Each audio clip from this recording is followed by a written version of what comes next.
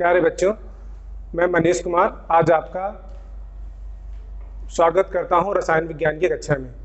आज हम आपको एक धातु क्रम के पाठ के विषय में बताने चल रहे हैं। जब आप ये अध्याय पढ़ेंगे तो इसका उपयोगिता आपको समझ में आ जाएगी। आपको ये समझ में आ जाएगा कि धातु क्रम का हमारे दैनिक जीवन में क्या उपयोग है।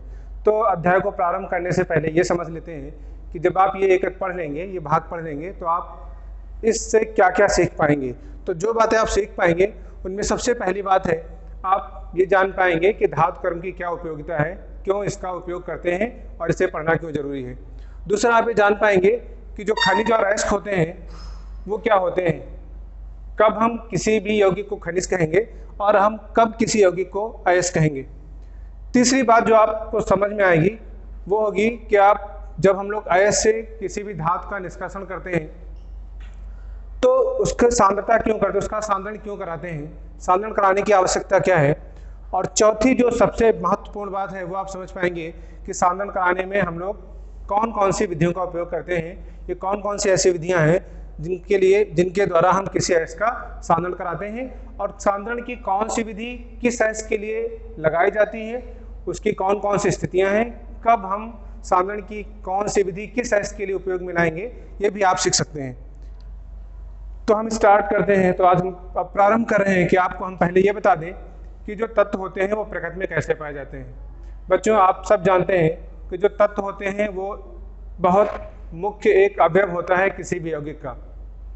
आपको भी पता है जो तत्व होते हैं वो प्रकृति में पाए जाते हैं और लगभग अगर हम बात करें अपने प्रकृति में तो 85% तत्व लगभग ऐसे होते हैं जो धातुओं के रूप में पाए जाते हैं। इसका मतलब ये बहुत बड़ी मात्रा है जो धातु के रूप में पाई जाती है।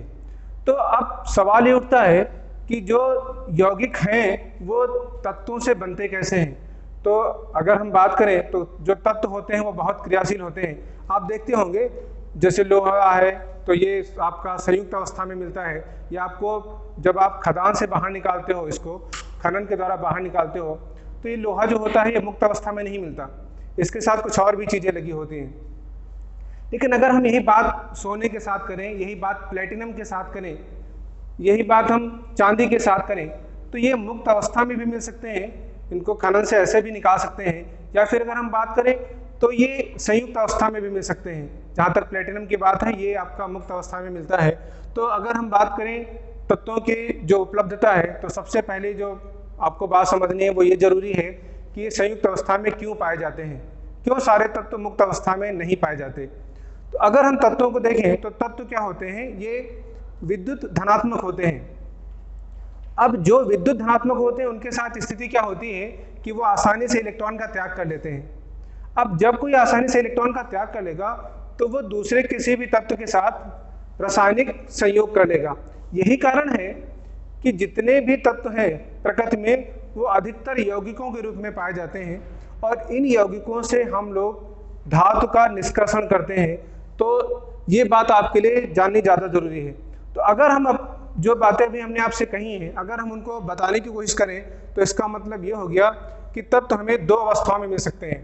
जो पहली अवस्था होगी वो उसकी स्वतंत्र अवस्था होगी, इसको हम लोग मूल या उसकी प्राकृतिक अवस्था कहते हैं। और इसके लिए हमने आपको अभी बताया है, जैसा अभी पीछे हम आपको बता चुके हैं, कि जब कोई तत्व प्रकृति में उसी रूप में विद्यमान होता है, जैसे हमने आपसे कहा चांदी है या प्लेटिनम है, तो ये उसी रूप में मिलते हैं, तो हम लोग इसे उस तत्व की मूल अवस्था कहते हैं। ये अपनी मूल अवस्था में पाया जाता है, इनको शोधित करने की आवश्यकता नहीं होती, इनके लिए सांद्रण की आवश्यकता नहीं पड़ती। अगर किसी के साथ ये मिले हुए हैं तो हमको सांद्रण करने की जरूरत पड़ती है। कुछ हम तत्व आपको बता रहे हैं उदाहरण के तौर पर, जैसे गोल्ड है, सिल्वर है, ये दो गैसें हैं हीलियम और आर्गन, ये भी निष्क्रिय हैं और इनकी किसी भी दूसरे तत्व के साथ कोई भी रासायनिक क्रिया नहीं होती है। जो दूसरी अवस्था तत्वों की पाई जाती है उसको हम लोग बोलते हैं संयुक्त अवस्था। तो हमने इसमें आपको बताने की कोशिश की अभी, जैसा हमने पीछे आपको बताया है कि जब कोई तत्व प्रकृति में अपने किसी यौगिक के रूप में पाया जाता है तो हम उसे उस तत्व की संयुक्त अवस्था कहते हैं। अब ये संयुक्त अवस्था कब होगी, इसका पीछे हमने आपसे भी बात की है कि संयुक्त अवस्था तभी मिलेगी जब तत्व आपका रासायनिक रूप से सक्रिय होगा, तभी ये दूसरे तत्वों के साथ रासायनिक संयोग कर सकेगा। तो इसका मतलब ये हो गया कि जितने भी क्रियाशील तत्व होते हैं वह सबके सब संयुक्त अवस्था में पाए जाते हैं। कुछ उदाहरण हमने आपको दिए हैं, जैसे सोडियम है, पोटेशियम है, फ्लोरीन है, ब्रोमीन है। तो हमने 2 धातुएं ले रखी हैं, सोडियम और पोटेशियम। ये रासायनिक रूप से सक्रिय हैं, इसलिए दूसरे तत्वों के साथ रासायनिक क्रिया कर लेती हैं। फ्लोरीन और ब्रोमीन 2 धातुएं हैं या 2 गैसें हैं और ये भी रासायनिक क्रिया कर लेती हैं। अगर हम इनके उपलब्धता की बात करें तो हमने 2 लिखे हुए हैं, इसीलिए पृथ्वी की सतह पर ऑक्सीजन सबसे ज़्यादा पाई जाती है, इसकी मात्रा सबसे ज़्यादा होती है, ये लगभग 46% के आसपास होती है, 46%। और सबको ये बात पता है ये जीवनदायिनी गैस है, इसका हम लोग उपयोग करते हैं सांस लेने के लिए, तो ये इसकी सबसे ज़्यादा परसेंटेज है, सबसे ज़्यादा प्रतिशत मात्रा है। अगर हम अब धातुओं में बात करें, क्योंकि हम धातुओं के निष्कर्षण की बात कर रहे हैं, तो अगर हम धातुओं में बात करेंगे तो धातुओं में जो एल्युमिनियम है उसका प्रतिशत जो है संगठन, उसका जो परसेंटेज है, प्रतिशतता है, वो सबसे अधिक होती है। हम अब अगले बात करेंगे कि कौन कौन से धातुएं प्रकृति की भूपर्पटी पे, पृथ्वी की सतह पर कितनी मात्रा में पाई जाती हैं। तो जरा देख लेते हैं कि कौन कौन सी धातुएं हैं और उनका प्रकृति में कितना संगठन पाया जाता है, कितना भूपर्पटी पे पाया जाता है। जैसा अभी हम आपसे पहले कह चुके हैं कि प्रकृति में ऑक्सीजन की जो प्रतिशत मात्रा है वो सबसे ज्यादा है, लगभग 47% जो है, 47% ऑक्सीजन पाई जाती है। इसके बाद दूसरा नंबर आता है सिलिकॉन का, ये लगभग 28% है। ये सबसे ज्यादा जरूरी है धातु कर्म में, क्योंकि जब हम पृथ्वी के अंदर से, भूपर्पटी से, पृथ्वी की सतह से खनन के द्वारा अयस्क को बाहर निकालते हैं तो उसमें जो सबसे बड़ी अशुद्धि पाई जाती है वो सिलिकॉन की होती है। इसलिए सिलिकॉन के बारे में जानना आपको बहुत ज़्यादा जरूरी है। अगले उसमें बात करें, अगर हम संगठन में बात कर रहे हैं तो अभी हमने आपसे कहा था कि एल्युमिनियम 8% है। मतलब क्या हो गया, धातुओं में अगर हम बात करें संगठन की तो उसमें एल्युमिनियम की जो प्रतिशत मात्रा है वो सबसे ज़्यादा 8% है। इसके बाद दूसरा नंबर आता है आयरन का, ये प्रतिशत मात्रा लगभग 4.5% के आसपास होती है। इसके बाद अगर हम देखें तो तीसरा जो आता है वो आपका कैल्शियम है। और अब बची हुई जो मात्रा 9% है, इसमें कई सारे तत्व हैं, जिसमें आपका सोडियम आता है, पोटेशियम आता है, मैग्नीशियम है। ये सारे तत्व जो हैं वो लगभग प्रकृति में 9% मात्रा में पाए जाते हैं। तो ये आपका जो चार्ट है ये आपको अर्थ क्रस्ट के ऊपर, यानी पृथ्वी की सतह पर, भूपर्पटी पर तत्वों की प्रतिशत संगठन को बता रहा है। यह आपको समझ में आ गया होगा, आपको ध्यान रखना है ये। जब हम बात करेंगे खनिज और अयस्क की, तो खनिज और अयस्क में जो आपको बातें समझनी है, अगर हम खनिज की बात करें कि खनिज क्या होते हैं, अयस्क क्या होते हैं, तो आपको ये समझना है कि खनिज क्या है। हम इसको बता रहे हैं आपको, धातुओं के ऐसे यौगिक जो पृथ्वी की सतह पर पाए जाते हैं और जिनको हम खनन के द्वारा प्राप्त करते हैं। हम माइनिंग कराते हैं, इनका खनन कराते हैं और खनन से हम इन यौगिकों को बाहर निकालते हैं। तो जो खनन के द्वारा निकाले जाए, पृथ्वी की सतह पर पाए जाए, वो क्या होंगे, वो सब खनिज होंगे। दूसरी बात हम आपको समझा रहे हैं कि जो खनिज होते हैं वो एक ही यौगिक के हो सकते हैं, या हो सकता है ये समान हो जाए, या हो सकता है कि अलग अलग धातुएं जुड़ जाएं और इस तरीके से खनिज बन जाए। जैसे हम आपको एक उदाहरण समझाने की कोशिश करें, जैसे हम गैलेना लेते हैं जो आपका, जिसमें सिल्वर मिला होता है, उसका सूत्र होता है PbS और Ag2S। तो इसमें 2 धातुएं हैं, इस वजह से ये 2 धातुओं के यौगिकों का मिश्रण हो सकता है खनिज। अब कौन से खनिज किनका हम उपयोग कर सकते हैं सबसे ज़्यादा, तो ऐसे खनिज जिनमें धातु की प्रतिशतता बहुत कम होती है उनका उपयोग नहीं करते।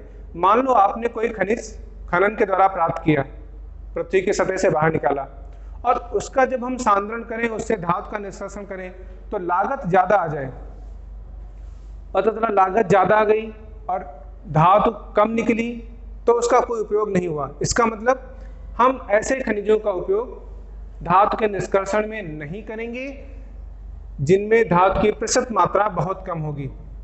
दूसरी बात करते हैं अयस्क की। अब अयस्क क्या होता है, ये धातु का वो खनिज होता है जिससे धातु का निष्कर्षण कम लागत में कर सकते हैं। पहली बात तो आसानी से उपलब्ध हो, दूसरी बात जब हम उससे धातु को निकालें तो धातु को निकालने में जो लागत आए वो कम आए। तीसरी महत्वपूर्ण बात यह है कि जब हम निष्कर्षण करें तो उसमें जो निष्कर्षण के पद लगते हों, जिस विधि से हम उसका निष्कर्षण करते हों, वो बहुत आसान से पद हों जिनके द्वारा हम धातु का निष्कर्षण करते हैं। तो अब अगर हम बात करें तो हम कह सकते हैं ये चीज़, अगर हमने ऊपर वाली बातें समझ ली हैं तो हम ये कह सकते हैं कि सभी अयस्क खनिज होते हैं। मतलब खनिज जब होगा तभी हम उससे धातु का निष्कासन करेंगे ना, तो सभी अयस्क खनिज होते हैं लेकिन सभी खनिज अयस्क नहीं होते। तो अब हम बात करते हैं कुछ मुख्य धातुएं और उनके अयस्क की। एक चार्ट हमने आपको दिया है जहां पर कुछ धातुएं लिखी हैं और उनके खनिज लिखे हुए हैं, क्या क्या उनके अयस्क हैं और उनका प्रतिशत संगठन क्या है। सबसे पहले हम एल्युमिनियम को देखते हैं। ये सबसे महत्वपूर्ण है, जो आपके बोर्ड में भी आता है। और तो इसके पहले अयस्क हम लोग जान लेते हैं, उसके बाद इसके निष्कासन की प्रक्रिया जानेंगे और ये जानेंगे कि कौन कौन से पदों का हम लोग उपयोग करते हैं निष्कासन में। एल्युमिनियम का जो सबसे पहला अयस्क है वो बॉक्साइट अयस्क है। यहाँ पढ़ते समय आपको ये भी ध्यान रखना है कि अयस्क कौन सा है, उसकी प्रकृति क्या है, क्योंकि जब कोई तत्व संयुक्त अवस्था में पाया जाएगा तो वो कार्बोनेट हो सकता है, वो सल्फेट हो सकता है, वो बाइकार्बोनेट हो सकता है, वो सल्फाइड हो सकता है। इस तरीके से यौगिक पाए जाते हैं, तत्व इस तरीके से यौगिकों के रूप में पाया जाता है। तो पहला एल्युमिनियम का जो अयस्क है वो बॉक्साइट है। हमने यहाँ इसका सूत्र लिखा हुआ है AlOH का होल x OH3 2x, जहाँ O का जो ऑक्सीजन का नंबर है वो जो x है वो O है और ये वैल्यू 1 से ज़्यादा हो सकती है। जो दूसरा अयस्क है वो केवलानाइट है। ये क्ले के रूप में होता है, मिट्टी जो आप ऐट समझते हैं उसके रूप में होता है। और इसका सूत्र हमने लिखा है Al2OH का होल 4 Si2O8। ये दो एल्युमिनियम के अयस्क हैं। कैसे अयस्क हैं दोनों? ऑक्साइड अयस्क हैं। तो हम ये ध्यान रखेंगे जब हम एल्युमिनियम का सांद्रण करेंगे, अयस्क का सांद्रण करेंगे, तो इन अयस्कों के साथ सांद्रण की कौन सी विधि का उपयोग करेंगे। अगर हम आयरन के अयस्क की बात करें तो कौन कौन से हैं? हेमेटाइट अयस्क है, सूत्र है इसका Fe2O3।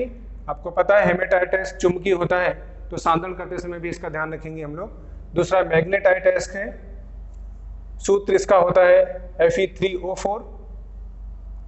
तीसरा सीडेराइट अयस्क है। ये कैसा अयस्क है? कार्बोनेट। आप ध्यान रखिए, अभी हमने आपसे ऊपर ऑक्साइड अयस्क की बात की थी, अभी ये दो ऑक्साइड थे, अब तीसरा जो हमने किया है वो कैसा अयस्क है? वो कार्बोनेट अयस्क है। और चौथा जो अयस्क है वो है आयरन पायराइट, ये FeS2 है। इसको फूल्स गोल्ड कहते हैं। फूल्स गोल्ड क्यों कहते हैं? क्योंकि देखने में सोने जैसा लगता है लेकिन सोना होता नहीं, मतलब ये सोने का आभास कराता है कि ये सोना है लेकिन होता नहीं, इसलिए इसको फूल्स गोल्ड बोलते हैं। तो ये आयरन के अयस्क हैं। अब देखिए, आयरन में दो अयस्क हमने ऑक्साइड लिए हुए हैं, तीसरा अयस्क हमने कार्बोनेट लिया हुआ है, और चौथा जो अयस्क हमने लिया हुआ है वो कौन सा है? वो हमारा सल्फाइड अयस्क है।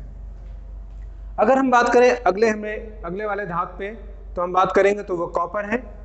कॉपर का जो मुख्य अयस्क है वो कॉपर पायराइट है।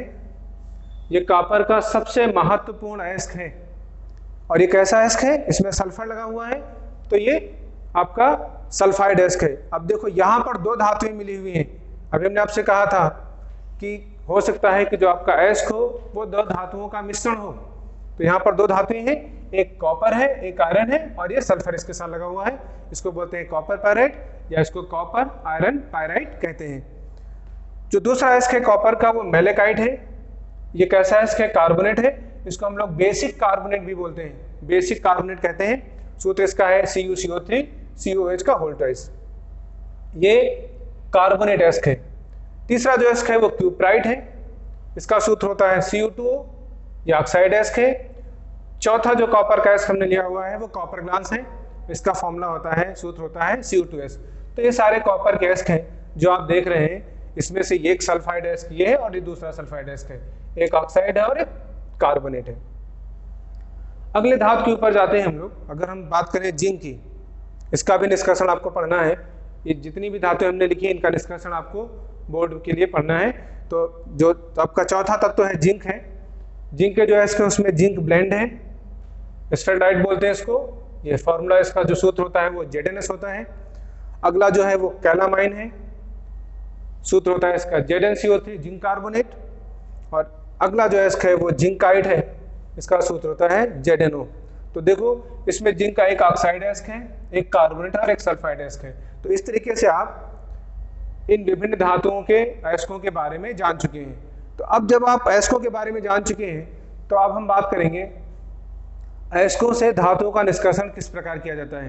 ये जानना जरूरी है कि जब हम भूपर्पटी की सतह से खनन के द्वारा अयस्क को प्राप्त करते हैं तो उनसे धातु का निष्कर्षण किस प्रकार करते हैं। आप सब जानते हैं जब हम अयस्क को खनन के द्वारा निकालते हैं तो ये जो अयस्क निकलता है ये बड़े बड़े टुकड़ों के रूप में होता है। तो पहले हम लोग क्या करते हैं, इसको बाल मशीन से या बाल मिल के द्वारा छोटे छोटे टुकड़ों में तोड़ा जाता है और टुकड़ों में तोड़ने के बाद फिर हम इसको पाउडर के रूप में कन्वर्ट कर लेते हैं, पाउडर के रूप में इसको बदल लेते हैं। इस प्रकार से जब खनन के द्वारा जो अयस्क निकला उसका सबसे पहला काम होता है कि हम लोग उसको पाउडर के रूप में बदलते हैं। पाउडर के रूप में बदलने के बाद हम लोग क्या करते हैं, अयस्क का सांद्रण कराते हैं। अयस्क के सांद्रण की कई सारी विधियां हैं जिनको अभी हम लोग एक एक करके पढ़ेंगे।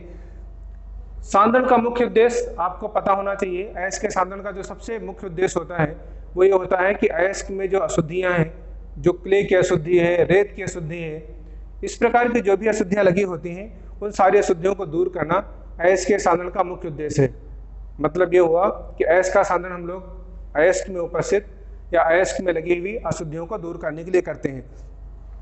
सांद्रण के प्रोसेस को, सांद्रण के प्रक्रम को हम लोग सज्जीकरण भी कहते हैं। अयस्क को सजाते हैं, मतलब उसमें अशुद्धियों को बाहर निकाल देंगे, या इसको हम लोग बेनिफिकेशन भी बोलते हैं। इसका दूसरा नाम बेनिफिकेशन है, इसको सज्जीकरण भी कहते हैं या इसको अयस्क का प्रसाधन भी कहते हैं। तो ये सारे नाम उपयोग में लाए जाते हैं। आपको ध्यान रखने हैं इनमें से किसी भी नाम से आपसे सांद्रण को पूछा जा सकता है कि इनमें से कोई भी नाम आपको दिए जा सकते हैं और उसके बिहाफ से, उसके आधार पर आपसे ये चीज पूछी जा सकती है। तो अब हम बात करेंगे धातुकर्म क्या होता है। धातुकर्म वो प्रक्रिया होती है जिसके द्वारा हम किसी भी अयस्क से धातु का निष्कर्षण करते हैं। तो जो जरूरी नहीं है कि अयस्क से धातु के निष्कर्षण में एक ही पद उपयोग में लाया जाए, वो पद भौतिक हो या वो पद रासायनिक हो। कुल मिलाकर के पूरी प्रक्रिया जिसके द्वारा हम लोग अयस्क से धातु को प्राप्त करते हैं, इस पूरी प्रक्रिया को हम लोग धातु कर्म कहते हैं। अब कौन सी प्रक्रिया का उपयोग करेंगे ये जानना भी बहुत जरूरी है। प्रक्रिया का उपयोग अयस्क की प्रकृति पर निर्भर करता है। हमने लिखा है इस बात को कि धातु कर्म की जो प्रक्रिया है इसका चुनाव, कौन सी प्रक्रिया का उपयोग करेंगे इसका चुनाव इस बात पर निर्भर करता है कि वो अयस्क कैसा है। अगर ऑक्साइड अयस्क होगा तो कोई दूसरी विधि उपयोग में लाएंगे, अगर अयस्क सल्फाइड होगा तो किसी दूसरी विधि का उपयोग करेंगे। ये प्रक्रिया इस बात पर भी निर्भर करती है कि धातु के रासायनिक गुण कैसे हैं, वो किससे अभिक्रिया करता है, किससे अभिक्रिया नहीं करता है। जहां तक धातु के रासायनिक गुण की बात है, इसको आप दो जगह पढ़ोगे। पहला आप इसको पढ़ोगे जब हम आपको पढ़ाएंगे एल्युमिनियम का निष्कर्षण, वहां पर आप ये चीज पढ़ोगे कि वहां पर एल्युमिनियम के अयस्क का जो रासायनिक गुण है वो किस प्रकार से उपयोग में लाया जाता है। दूसरा आप ये पढ़ोगे जब आप पढ़ोगे सिल्वर का अयस्क, तो सिल्वर के अयस्क में भी आप ये चीज उपयोग में लाओगे जहां पर धातु के रासायनिक गुण का उपयोग होगा। और तीसरा आप पढ़ोगे गोल्ड। अब हम बात करते हैं मैट्रिक्स की। आपसे मैट्रिक्स में कभी कभी टिप्पणी पूछी जाती है, तो मैट्रिक्स क्या होता है, अयस्क में जो अशुद्धियां जुड़ी होती हैं उनको हम लोग मैट्रिक्स कहते हैं। अब हम बात करते हैं धातु निष्कर्षण के प्रमुख पदों की। इनमें जो सबसे पहला पद है वो अयस्क का सांद्रण है, जिसपे हम पीछे बात कर चुके हैं आपसे।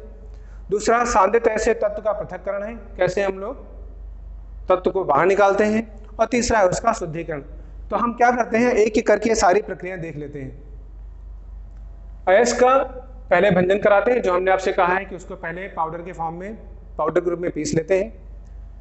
फिर उसका गुरुत्वीय पृथक्करण विधि या चुंबकीय पृथक्करण या झाग प्लवन द्वारा या फिर निच्छालन के द्वारा उसका हम लोग सांद्रण कराते हैं। इन प्रक्रियाओं के द्वारा हमको सांद्रित अयस्क मिल जाता है। अब जब सांद्रित अयस्क मिल गया तो उसका निस्तापन कराएंगे, भर्जन कराएंगे, या फिर रासायनिक अपचयन कराएंगे, या फिर विद्युत अपचयन कराएंगे। और इस प्रकार से हम लोग धातु को प्राप्त कर लेंगे। ये धातु कैसी होगी, शुद्ध नहीं होगी, ये अपस्कृत धातु होगी। इसका शुद्धिकरण करेंगे और शुद्धिकरण करा करके हम लोग शुद्ध धातु को प्राप्त कर लेंगे। सांद्रण जैसा आप देख रहे हैं, पढ़ रहे हैं, अयस्क में उपस्थित रेत क्ले आदि का अयस्कों से निष्कासन का प्रक्रम सांद्रण कहलाता है। इसको सज्जीकरण कहते हैं।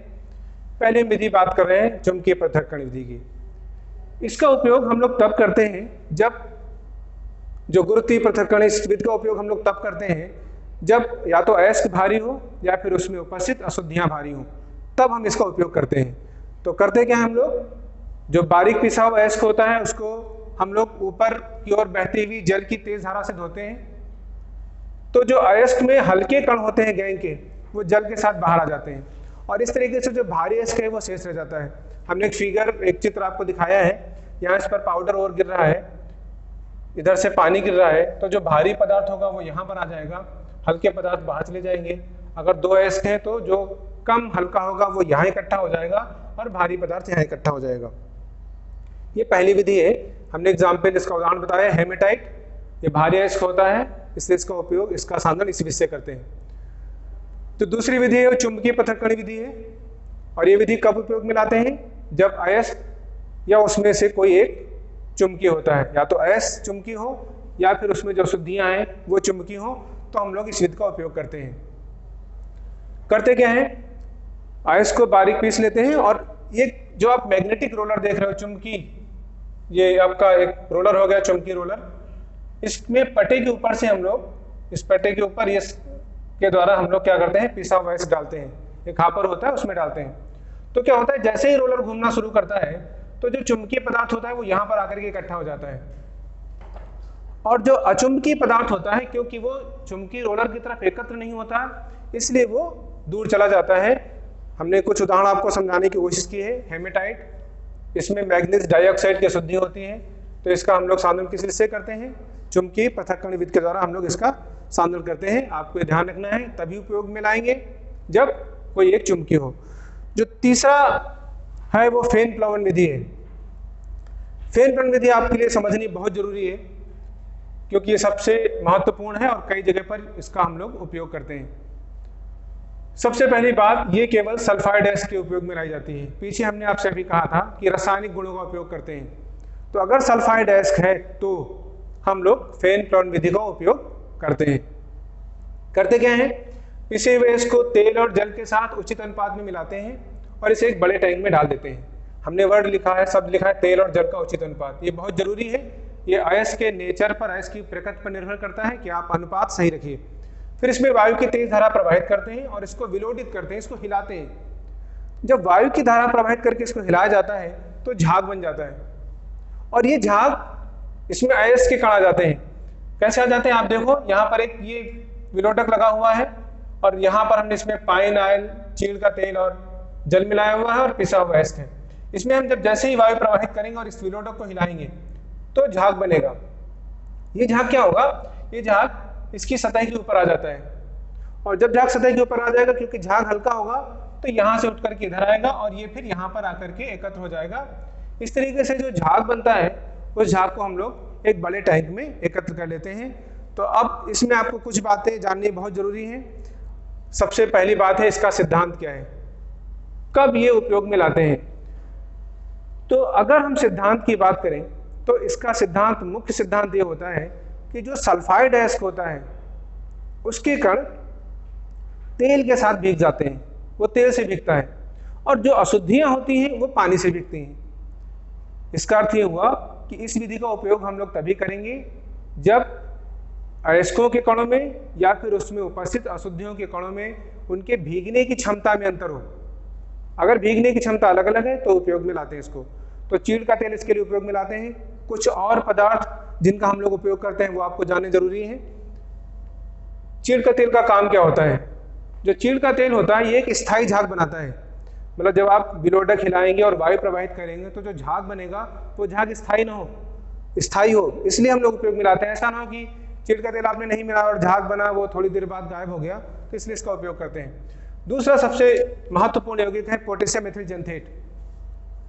कब करेंगे और इसका क्या काम होगा? इसका काम होता है अयस्क और झाग के बीच बंधन क्षमता को बढ़ाता है। अयस्क बना, झाग बना, ये अयस्क और झाग दोनों एक दूसरे के साथ जुड़े रहें। ऐसा ना हो कि झाग बने, अयस्क बने, दोनों अलग अलग हो जाए, तो फिर हम उसका उपयोग नहीं कर सकते सांद्रित अयस्क का। तो वो एक साथ रहे, इसलिए झाग के रूप में ऊपर आ जाना चाहिए, तो इसलिए हम लोग पोटेशियम मेथिल जेंथेट का उपयोग कर सकते हैं। तीसरा जो है वो सक्रियक होता है। हमने यूज किया इसके लिए सोडियम साइनाइड। अब सोडियम साइनाइड क्यों जरूरी है वो जानना है। मान लीजिए आपको कोई ऐसा अयस्क मिल जाए जिसमें 2 सल्फाइड हो। कितने सल्फाइड हो? 2 सल्फाइड हो, और फिर आपसे कहा जाए कि इसका सांद्रण करो। तो अब जैसा हमने आपसे पहले सिद्धांत में कहा है कि सल्फाइड अयस्क तेल के कण से भीग जाएगा, तो फिर यहाँ पर आपको 2 बातें जाननी जरूरी है। जैसे मान लीजिए हमने कोई अयस्क लिया और वो अयस्क आपका PbS और Ag2S का मिक्सचर है। इसमें दो चीजें हैं, इन दो का मिश्रण है। और अब आपसे कहें इसका सांद्रण करना है और आपने ये विधि उपयोग में ले आई, तो क्या होगा इसमें, जब आप ये विधि उपयोग में लाओगे तो दोनों तेल से भीगेंगे, तो फिर तो इनका पृथक्करण करना मुश्किल हो जाएगा। तो हम लोग क्या करते हैं, सोडियम साइनाइड का उपयोग कर लेते हैं। अब ये करेगा क्या, ये किसी एक सल्फाइड एस से क्रिया कर जाएगा। जैसे सोडियम साइनाइड है और वो सोडियम साइनाइड क्या करेगा, वो अब क्रिया कर जाएगा आपका Ag2S से। जो NaCN होगा ये किससे रिएक्शन करेगा, रिएक्शन करेगा Ag2S से और क्रिया करके बना देगा सोडियम अर्जेंटोसाइनाइड। अब सोडियम अर्जेंटोसाइनाइड बना, वो संकर यौगिक हो गया, तो ये क्या होगा, ये तो विलेय हो गया। जब ये विलेय हो गया तो अलग हो गया।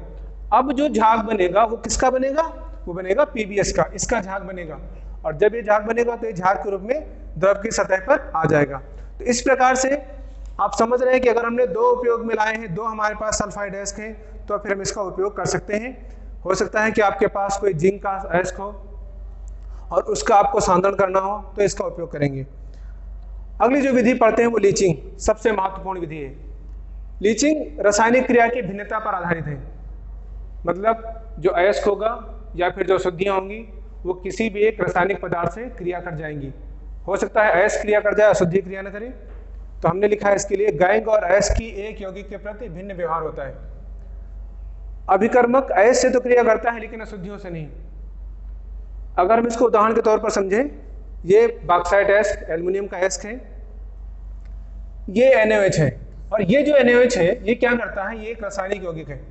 इसने क्या किया, बॉक्साइट एस्क के साथ रासायनिक क्रिया कर ली और क्रिया करके बना दिया इसने सोडियम मेटा एल्यूमिनेट, ये बना दिया। ये संकर यौगिक है।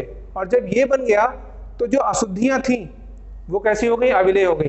तो अविलेय अशुद्धियां क्या होंगी, अविलेय अशुद्धियां टैंक की तली में नीचे एकत्र हो जाएंगी, क्योंकि अशुद्धियों ने तो रासायनिक क्रिया की नहीं। रासायनिक क्रिया किसने की, बॉक्साइट एस्क ने। जहां तक बॉक्साइट एस्क की बात है, कुछ और जिनके लिए हम लोग उपयोग में लाते हैं, अभी हमने आपसे कहा सिल्वर का एस्क Ag2S, और इसके लिए जब हम लोग उपयोग में लाएंगे तो क्या करेंगे, Ag2S के लिए हम लोग क्या यूज करेंगे, सोडियम साइनाइड। सोडियम साइनाइड क्या करता है, Ag2S से क्रिया कर लेता है और क्रिया करके क्या बनाता है, संकर यौगिक। तो अब जो अशुद्धियां होंगी वो तो रासायनिक क्रिया करेंगे नहीं। तो इस विधि से हम लोग लीचिंग के द्वारा अयस्क का सांद्रण कर लेते हैं। तो बच्चों आज आपने अयस्क का सांद्रण पढ़ा। अगर हम आगे इस अध्याय में आगे चलेंगे तो जब हम अयस्क का सांद्रण पढ़ चुके होंगे तो अब हम धातु के निष्कर्षण की विधि का उपयोग करेंगे कि धातु के निष्कर्षण कैसे करते हैं। ये भी जानना आपके लिए जरूरी है, सांद्रण के बाद कौन कौन सी विधियां लगाते हैं। तो जब हम अयस्क का सांद्रण कर लेंगे तो फिर हम दो पदों का उपयोग करते हैं। सबसे पहला पद जो होता है वो होता है उसका सांद्रण करना। सांद्रण करने के बाद दूसरे स्टेप में धातु प्राप्त करते हैं, दूसरे पद में धातु प्राप्त करते हैं। ये पूरी बात आप अगले अध्याय में पढ़ेंगे।